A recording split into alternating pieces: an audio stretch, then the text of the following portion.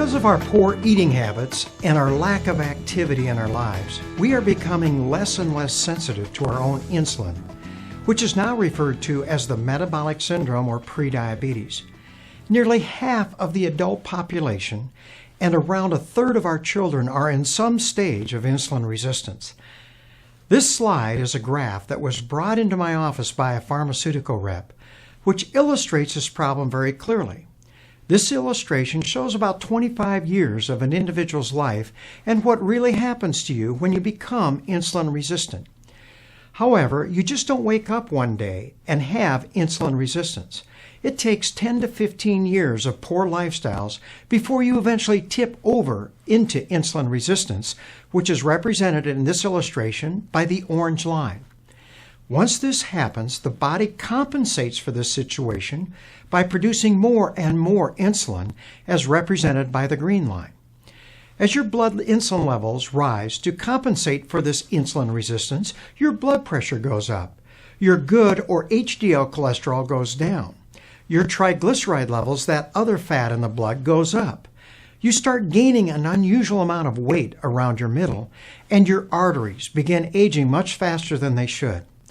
However, as long as the green line is able to parallel the orange line, your blood sugars, which are represented by the blue line, remain normal.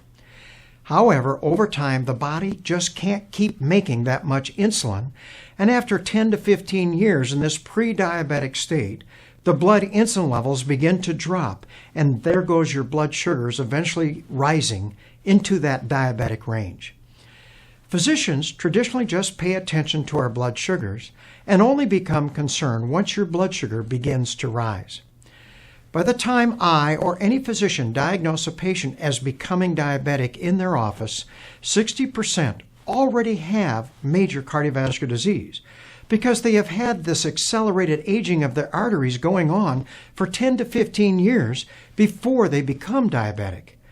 This is the main reason 80% of our diabetic patients die prematurely from what is referred to as a cardiovascular event, like a heart attack or stroke.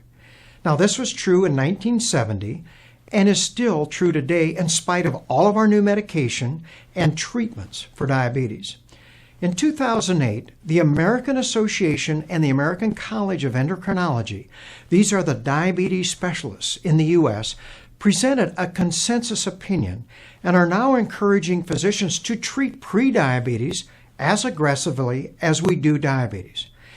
They reviewed the worldwide medical literature and concluded that the best treatment is intensive lifestyle changes. Since it is poor lifestyles that got us into this situation in the first place, it only makes sense that healthy lifestyles that actually improve insulin sensitivity can get us out of this problem.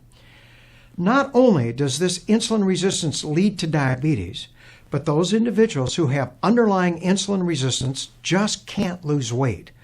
In fact, they hold on to fat like a sponge holds on to water. This is why RX's weight management system not only accelerates weight loss, but also encourages you to firmly establish these new, healthier lifestyles that will not only help you maintain your healthy weight permanently, but also improve your insulin sensitivity.